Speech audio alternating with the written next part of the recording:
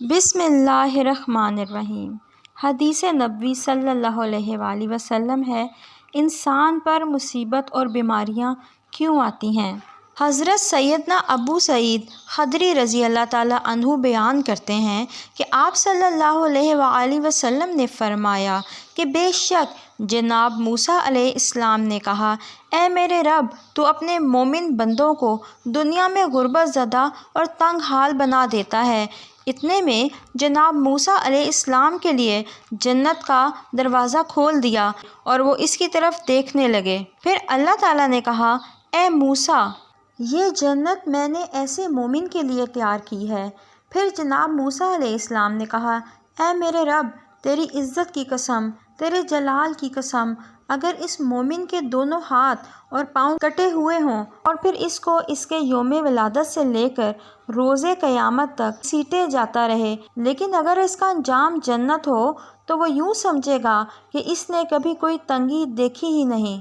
پھر موسیٰ علیہ السلام نے کہا، اے میرے رب، تو نے اپنے کافر بندے کے لیے دنیا میں بڑی وسعت پیدا کی ہے۔ اتنے میں موسیٰ علیہ السلام کے لیے جہنم کی طرف ایک دروازہ کھولا گیا اور ان سے کہا گیا، اے موسیٰ علیہ السلام، یہ جہنم اسی کافر کے لیے تیار کی ہے۔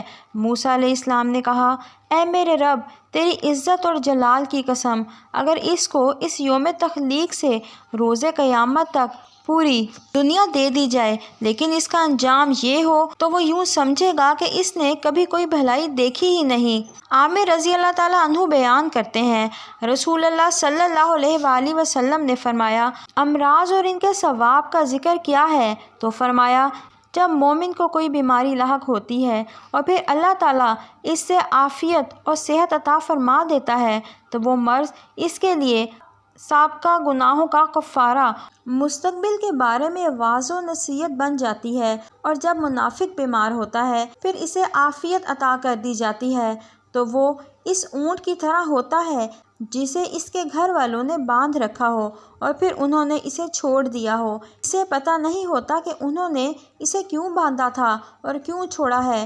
کسی شخص نے عرض کیا، یا رسول اللہ، بیماریاں کیا ہوتی ہیں؟ اللہ کی قسم، میں تو کبھی بیمار نہیں ہوا۔ آپ صلی اللہ علیہ وآلہ وسلم نے فرمایا، ہمارے پاس سے چلے جاؤ، تم ہم میں سے نہیں۔ آپ صلی اللہ علیہ وآلہ وسلم نے فرمایا کہ اللہ تعالیٰ اس شخص کے چہرے کو تر و تازہ رکھے جس نے میرے لیے کوئی حدیث سنی اور پھر جیسے سنی اسے ویسے ہی آگے پہنچا دیا۔